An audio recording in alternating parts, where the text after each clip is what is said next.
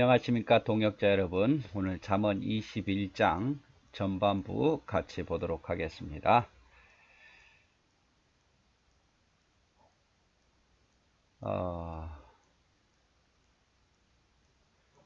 왕의 마음이 여호와의 손에 있음이 마치 봇물과 같아서 그가 임의로 인도하신도다. 왕은 굉장히 높은 사람이죠. 권력 있고. 그런데 그 왕의 마음이 누구에게 있느냐? 여호와의 손에 있다 이 말이에요. 그 권세 높은 왕도 결국 하나님의 손 안에 있는 것이고, 하나님께서 그가 임의로 왕을 인도한다. 왕 마음대로 뭔 것을 다 하는 것처럼 보이지만 실제로 왕도 하나님의 손에 있기 때문에 왕도 하나님 앞에서는 겸손해야겠죠. 그래서 왕의 마음이 여호와의 손에 있으며 마치 봇물과 같아서 하나님께서 임의로 그를 인도하신다. 2절 사람의 행위가 자기 보기에는 모두 정직하여도 여호와는 마음을 감찰하시느니라. 사람의 행위가 자기 보기에는 다 정직하죠. 그러니까 사람들이 죄를 짓고도 나는 틀린 게 아닌데 누구 탓인데 이렇게 말을 하죠. 사람은 다 나름대로 자기가 옳다라고 봅니다. 그래서 사람은 행위가 자기 보기에는 다 정직해서 그런 행동을 해도, 하지만 하나님은 마음을 감찰하신다. 그의 마음을 읽으신다 이 말이죠. 그래서 우리는 우리의 마음을 다른 사람에게 들키지 않고 행동을 해도 하나님은 그 마음까지 다 보신다. 유명한 말씀이죠. 그래서 사람의 행위가 자기 보기에는 모두 정직해도, 자기가 보기에는 다 정직하다고 옳다고 행동한 일이지만 우리 하나님은 그 심령을 감찰하시는 분이니까 하나님은 속일 수 없다 이 말입니다. 공의와 정의를 행하는 것은 제사 드리는 것보다 여호와께서 기쁘게 여기시느니라. 우리가 하나님을 위해서 제사 드리죠. 예배 드리죠.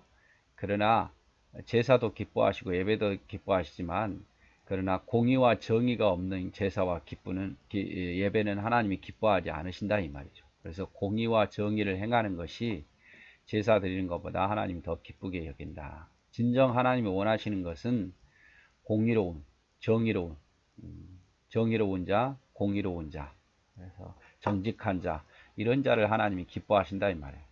근데 공의와 정의를 기뻐한다고 해서 제사가 필요 없고 예배가 필요 없다는 게 아닙니다. 오해하시면 안 돼요. 하나님이 정말 원하는 것은 공의롭고 정의로우면서 하나님께 예배하고 제사하는 거겠죠. 4절 눈이 높은 것과 마음이 교만한 것이 악인과 형통한 것은 다 죄다. 눈이 높은 거, 또 마음이 교만한 거, 악인이 형통한 거, 이거 다 하나님 앞에 죄다 이 말. 그래서 악인이 잘 된다고 말하는 것, 악인은 잘 되더라, 왜 의인은 안 되고 악인만 잘 되느냐, 이렇게 부러워하는 것, 그리고 마음도 교만한 것, 눈이 높은 것, 이 다 교만을 의미해요. 이런 것은 다 하나님 앞에 죄다 이 말이죠. 부지런한 자의 경영은 풍부함에 이를 것이나 조급한 자는 궁핍함에 이를 따름이라. 부지런한 자, 어떤 경영을 하든 부지런하기를 원하는 거예요. 그래서 부지런한 자의 경영은 풍부함에 이를 것이지만 조급한 자, 마음이 조급한 자, 그래서 자기 노력은 하지 않고 마음만 조급한 자는 결국 궁핍함에 이르게 된다 이 말이죠. 우리는 부지런한 자가 돼요. 충성된 자.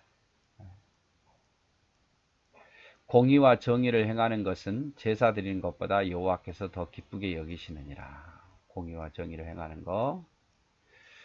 그리고 눈이 높은 것과 마음이 교만한 것과 악인이 형통한 것은 다 죄다. 악인이 형통하고 부러워하고 또 악인이 잘 된다고 교만한 것, 마음이 교만한 것, 눈이 높은 것은 다 죄다 이 말이죠. 계속 겹쳐 보이네요. 속이는 말로 재물을 모으는 것은 죽음을 구하는 것이라. 곧 불려다니는 안개니라. 속이는 말로 재물을 모으는 것, 남을 속여서 사기쳐서 재물을 모으는 것은 그것은 곧 죽음이다 이 말이죠. 죽음을 앞당기는 것 뿐이다. 불려다니는 안개에 불과하고 곧 사라질 거다 이 말이죠. 속여서 재물 얻는 것, 남을 속여서 재물 얻는 것은 부유한 것 같지만 그렇지 못할 것을 말씀하고 계십니다. 악인의 강포는 자기를 소멸하나니 이는 정의를 행하기 싫어함이라.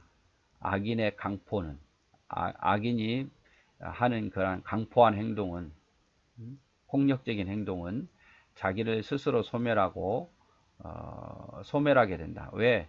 정의를 행하기를 싫어하기 때문에. 정의를 행하기 싫어하기 때문에 악인의 강포가 넘쳐날 수밖에 없죠. 그래서 악인의 강포, 정의를 행하지 않는 자는, 정의를 싫어하는 자는 자기를 소멸하게 된다. 이렇게 표현합니다. 8절, 죄를 크게 범한 자의 길은 힘이 구부러지고 깨끗한 자의 길은 곧으니라. 죄를 크게 범한 자의 길은 구부러졌어요.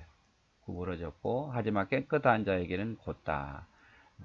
한마디로 말하면 구부러지다 보면 잘못된 길을 갈 수밖에 없는 거죠. 원래 목표 세웠던 방향과 다르게 길이 구부러졌으니까. 그러나 깨끗한 자는 그 길이 항상 옳은 길이 될 수밖에 없다 이 말이죠. 곧은 길이냐. 9절, 다투는 여인과 함께 큰 집에서 사는 것보다 움막에서 사는 것이 나으니라. 그래서 다투는 여인과 늘 함께 살다 보면 이게 얼마나 여러분 지옥과 같겠습니까? 차라리 움막에 사는 것이 낫다 이 말이죠. 그래서 남편이나 아내나 앞으로 결혼할 사람들은 항상 슬기로운 여인, 또 현명한 남편, 하나님을 경외할 줄 아는 남편과 아내를 만나야겠죠. 10절, 악인의 마음은 남의 재앙을 원하나니 그 이웃도 그 앞에서 은혜를 입지 못하니라. 악인은 남이 어려워지는 거, 재앙, 큰 재앙을 당하기를 은근히 좋아해요. 그래서 이웃이라 할지라도 악인의 이웃은 악인으로부터 은혜를 입지 못해요. 원래 마음 바탕이 심보가 좋지 못해서 남의 재앙을 남이 안 되기를 원한다 이 말이죠. 악인은. 속이는 말로 재물을 모으는 것은 죽음을 구하는 것이라. 곧 불려다니는 안개와 같다. 또 8절에 죄를 크게 범하는 자의 길은 심히 구부러지고 깨끗한 자의 길은 곧다. 다투기를 좋아하는 여자와 넓은 집에서 함께 사는 것보다 차라리 타락한 한 구석에서 혼자 사는 것이 더 낫다. 거만한 자, 거만한 자가 벌을 받으면 어리석은 자도 지혜를 얻겠고 지혜로운 자가 교훈을 받으면 지식이 더하리라. 여러분, 거만한 자는 차라리 진노 받는 게 더 나아요. 거만한 자가 진노를 받으면 어리석은 자도 깨닫는 게 있어요. 지혜를 얻어요. 아, 저러면 안 되는구나. 근데 지혜로운 자가 교훈을 받으면 그 지혜로운 자는 지식이 더해가는 거예요. 거만한 자는 벌을 받아도 못 깨닫겠지만 그걸 보고 어리석은 자가 깨닫게 되는 거죠. 그러나 지혜로운 자는 그 교훈을 받아들여서 오히려 지혜가 더해진다 이 말이죠. 의로우신 자는 악인의 집을 감찰하시고 악인을 환난에서 던지시니라. 의로우신 하나님은 악인의 집을 감찰하실 뿐만 아니라 악인을 환난에 던져버리신다 이 말이죠. 하나님은 감찰하신 하나님, 또 악인을 심판하신 하나님으로 말씀하고 있습니다. 그리고 귀를 막고 가난한 자가 부르짖는 소리를 듣지 아니하면 자기가 부르짖을 때도 들을 자가 없으리라. 가난한 자의 부르짖음을 외면하면 자기도 힘들어서 부르짖을 때 하나님께서 듣지 않으시겠다 그 말이죠. 가난하고 힘든 자들을 외면하지 말라 이 말씀입니다. 은밀한 선물은 노를 쉬게 하고 품 안의 뇌물은 맹렬한 분을 그치게 하느니라. 뇌물은 몰래 주는 뇌물, 그래서 품 안의 뇌물이에요. 감추었다가 주는 뇌물은 맹렬한 분노를 그치게 하죠. 뇌물은. 그리고 은밀한 선물은 노를 쉬게 한다. 그래서 뭐 뇌물과 이런 걸 좋게 여기는 게 아니라, 은밀한 선물이나 뇌물을 좋게 여기는 게 아니라 일상적인 말로서 은밀한 선물은 몰래 이렇게 탁 주면 화를 내도 사람들이 그거 받아들이면서 노를 쉬게 하잖아요. 맹렬한 분노를 그치게 하고. 은밀한 선물이나 뭐 품 안의 뇌물을 하라는 건 아닙니다. 15절 정의를 행하는 것이 의인에게는 즐거움이요 죄인에게는 패망이니라. 그래서 정의롭게 행하는 것이 의인에게는 즐거움이 되지만 죄인에게는 멸망의 길로 된단 말이에요. 왜? 죄인은 정의롭게 하면 결국 심판받을 수밖에 없고 의인은 정의롭게 하면 복을 받을 수밖에 없으니까 그런 거예요.